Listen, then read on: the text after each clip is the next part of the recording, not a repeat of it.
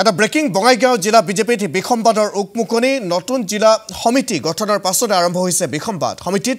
বঙালী সম্প্ৰদায়ৰ নেতাক অন্তৰ্ভুক্ত নকৰাৰ অভিযোগ উত্থাপিত হৈছে প্ৰতিক্ৰিয়া প্ৰকাশ কৰিছে অসম বঙালী সুৰক্ষা মঞ্চৰ সভাপতি উৎপল দে আনহাতে যুৱ মৰ্চাৰ সভাপতি নিৰ্বাচনক লৈ বিসম্বাদ জিলা সভাপতিলৈ পত্ৰ ২৭ জনকৈ জিলা পৰ্যায়ৰ নেতাৰ জিন্তু ৰায়ক যুৱ মৰ্চাৰ সভাপতি নিৰ্বাচিত কৰাৰ বিৰোধিতাৰে এই পত্ৰ প্ৰেৰণ কৰা হৈছে বঙাইগাঁও জিলা বিজেপিত বিসম্বাদৰ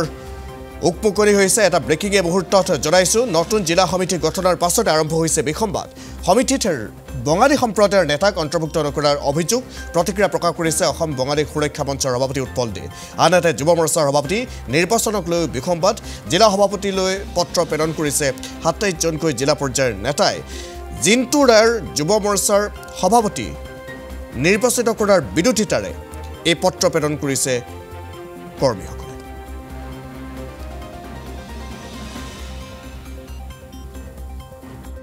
নমস্কাৰ মই উৎপল দে সভাপতি সদসম বেংগলী সুৰক্ষা মঞ্চ যেহেতু বঙাইগাঁও ডিস্ট্ৰিক্টৰ মই নিবাসী মই হোম ডিস্ট্ৰিক্ট হল মোৰ বঙাইগাঁও কিন্তু বঙাইগাঁও যদি আপুনি চাই ডেমোগ্ৰাফি ইয়াতে 60% ভোটাৰ যদি হয় মানে মোৰ দেন 60,000 ভোটাৰ যদি হয় বঙাইগাঁও সমষ্টিত সেইটো বেংগলী ভোটাৰ আৰ বিজেপি কাৰ্যকৰ্তা যদি চাও তেতিয়াহলে 60% ওপৰত বেংগলী বিজেপি কাৰ্যকৰ্তা কিন্তু তাৎপৰ্য আমি যোৱা 4 দিন আজি 5-6 দিন হব আমি চালু যে বঙাইগাঁও ডিস্ট্রিক্ট বিজেপি যেটো কমিটি তাত আমার জাতিত প্রতারণা করা হয়েছে বলে আমার এটা অনুভব হয়েছে যার বাবে আমি ইমান দিন চুপ থাকার স্বার্থ আজি আমি প্রেসর জৰিয়তে এই কথাখিনি ব্যক্ত কৰিব বিচাৰিছো প্ৰথম কথাটো হল যে আমাৰ ইমান জনসংখ্যা আৰু ইমান আমাৰ কমিউনিটিৰ মানুহ বিজেপি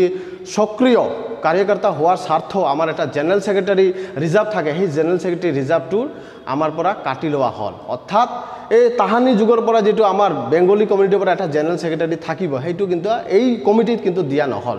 এক নম্বৰ কথা দ্বিতীয় নম্বৰ কথা যে নর্থ বঙাই যদি আপোনালোকে চাই বৃহৎ এটা বেংগলী বসতি এরিয়া তাত প্ৰতিনিধিত্ব কৰা এটা বেংগলীৰ যদি ৰিপ্ৰেজেন্টেটিভ সেই বিজেপি বঙাইগাঁও ডিস্ট্রিক্ট কমিটি যদি দিল হয় আমি মনে প্রাণে শান্তি পালো হয় কিন্তু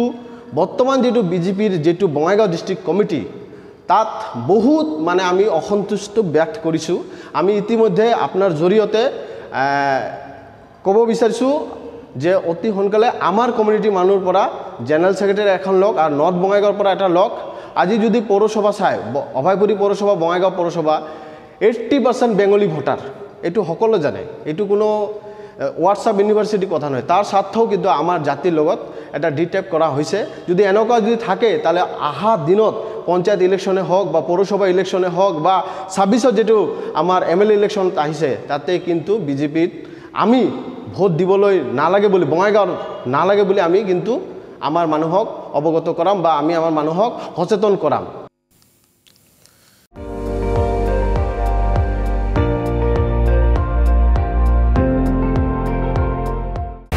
আপুনি চাই আছে ND24 সৰ্বশ্ৰেষ্ঠ নহয় সৰ্বোত্তমৰ দৌৰ